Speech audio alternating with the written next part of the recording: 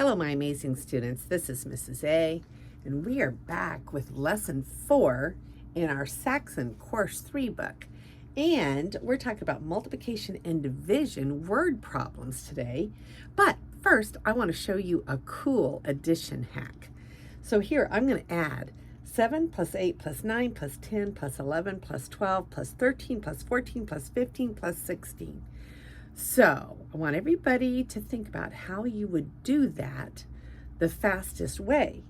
Anytime you have a sequence of numbers, this cool hack will work.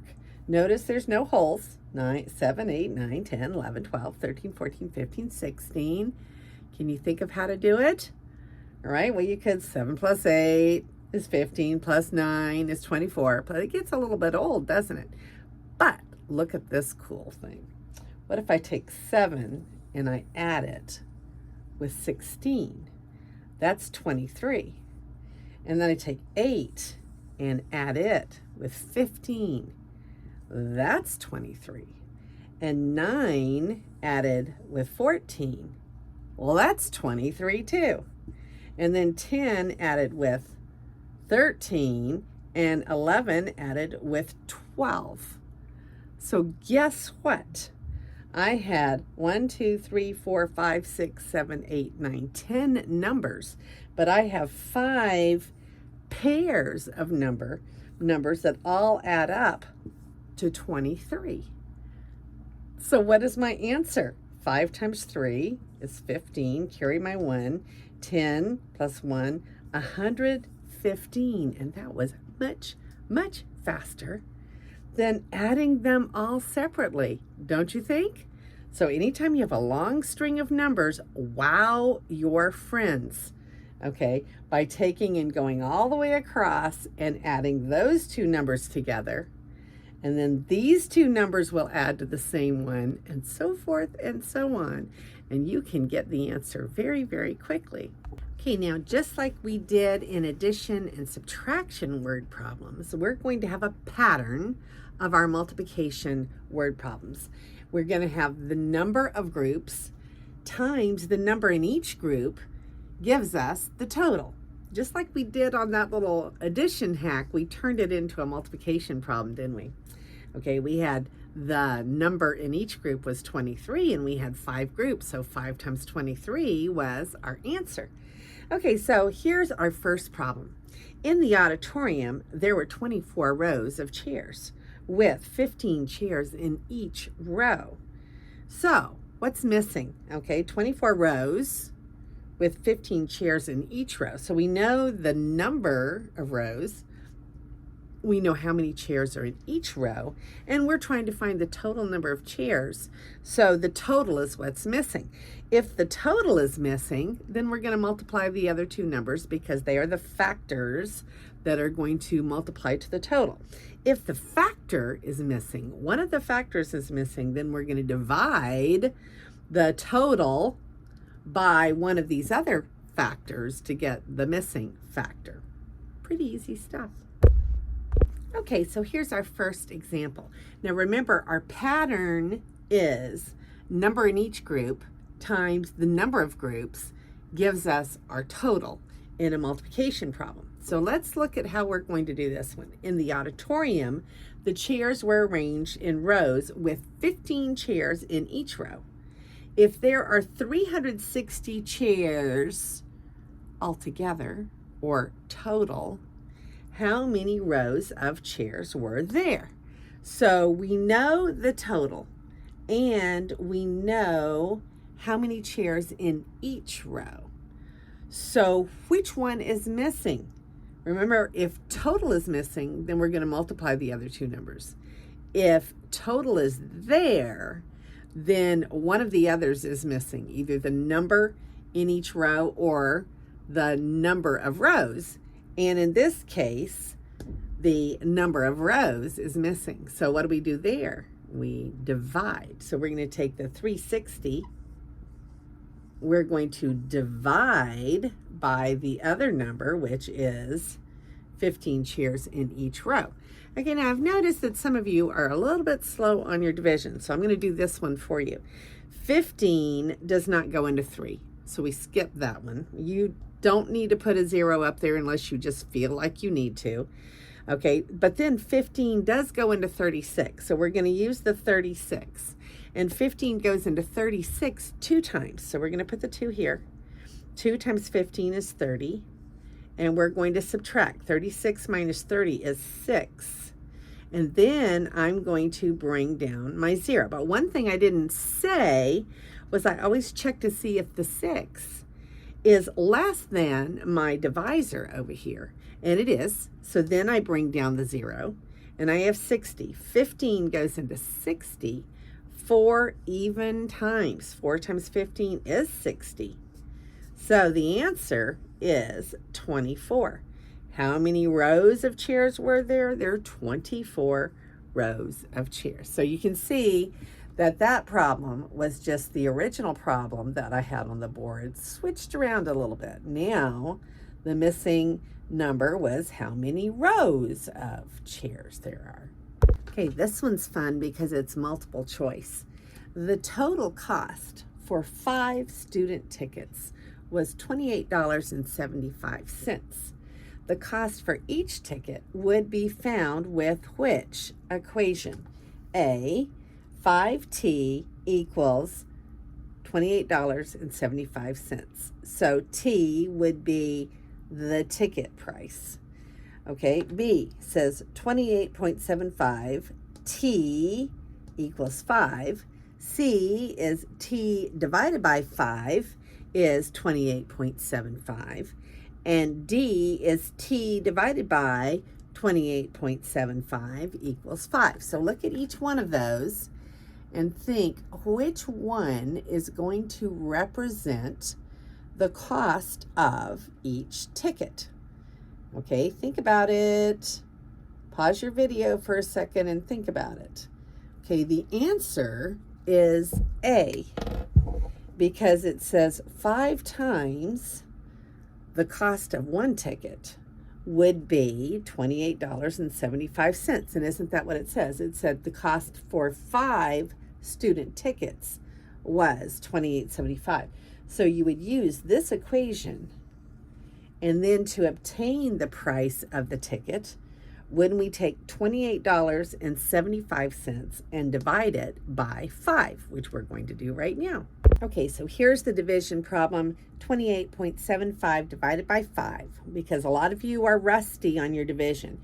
So 5 does not go into 2, so we keep on moving. 5 does go into 28, so we're going to use the 28.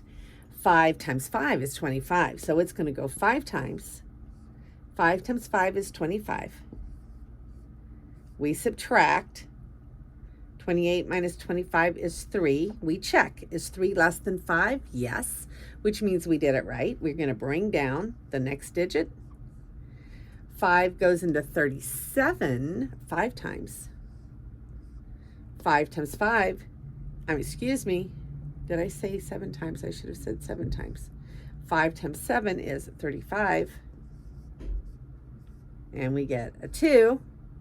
We bring down the 5. Remember, 2 is less than 5, so we're good. We bring down the 5. 5 into 25 goes 5 times. 5 times 5 is 25. We're subtracting, so we get a 0. Since our decimal was here, the decimal will be there. So each ticket for every student was $5.75. Okay, so here is our last example before you start your practice problems.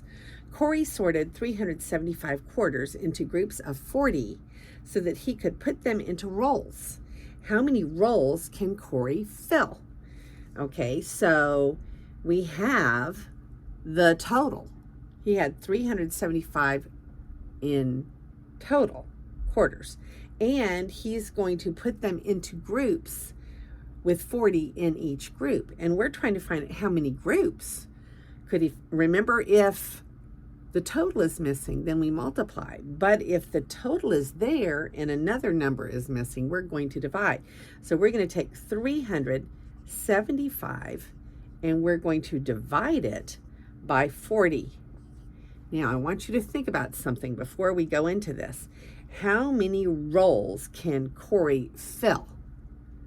Okay, when you answer a problem like this, we're only interested in whole rolls. So if there's an extra, a leftover, that would not go into the answer. We only care about whole rolls. So be careful. Okay, so we're going to do this problem to find out how many whole rolls.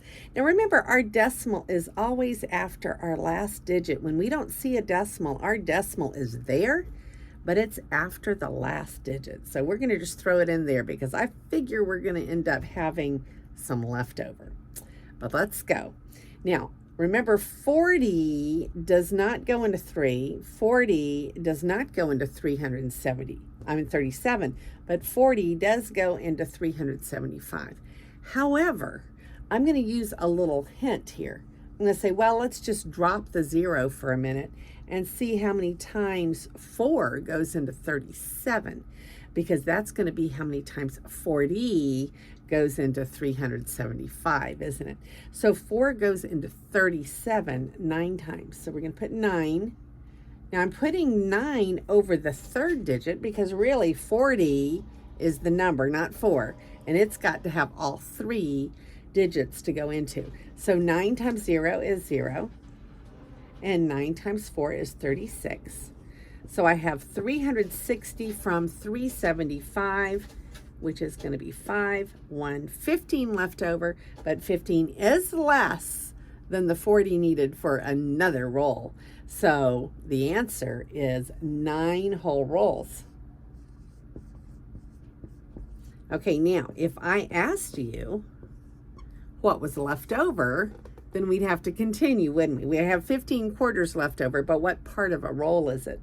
So then we would bring down a 0 because it's after the decimal. We're talking about the parts after the whole. So 40 would go into here. 4 into 15 would only go 3 times, right? So we would say 3 times 0, and 3 times 12. 4 is 12, and we'd have 30.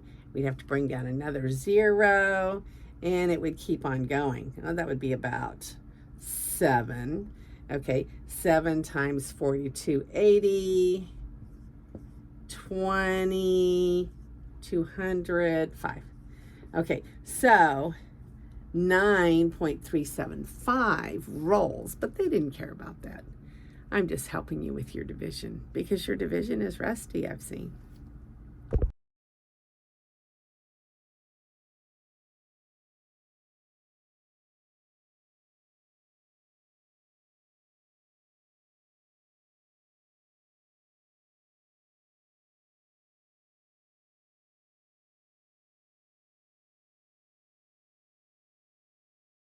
Now remember, when you have your lesson packet, I have printed for you all of the lesson that we just did on here. You don't have to redo that lesson.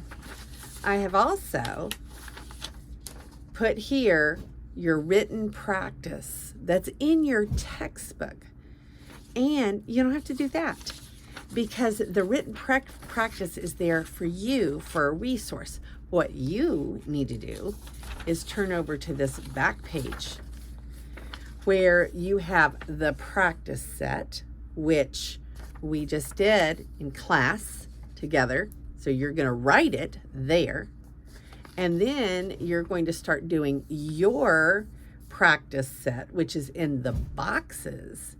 If you run up to a problem like this that doesn't look like it has enough numbers on number 2, it just says 1 dozen is what, then you're going to go back to number 2 from the book homework. So we're going to go look at number 2.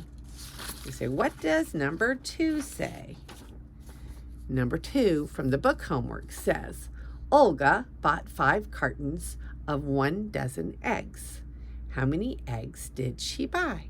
So now here from the book homework, you have all of the information that you would have had if you had taken home a book. But you didn't take home a book. You had your book homework copied for you. Okay, now later on we're going to do this a little bit more efficiently, but right now I'm just trying to get everybody up and running and on the same page. So now you're going to take over here, say how many cartons did she buy? she bought 5 cartons, and each 1 dozen has 12 eggs because that's what a dozen is. And so she's going to put 5 times 12 is total. And that's what you're supposed to do with it all. So when you look at your packet, I'm not going to show you this every time, but we're getting used to this. You see how you have your lesson all copied here? Okay, for now, just for the startup, I'm copying your lesson for you. So you're not going home without a book. You've got your book. Okay, then here is your practice set, which we put on the board, but you're going to actually do the practice set as part of your homework here. And then you've got all of the books written practice here. You're not going to do that. You're just going to reference it, which means look back to it if you need to. Now remember that your little lesson that I'm giving you always has a nice little lesson on the back. So I am sending you home with tons and tons of material. But the only part that you have to turn back to me is your part here. So it says adaptations lesson 4. This is what you're turning into me. The rest of it is just part of the lesson or reference.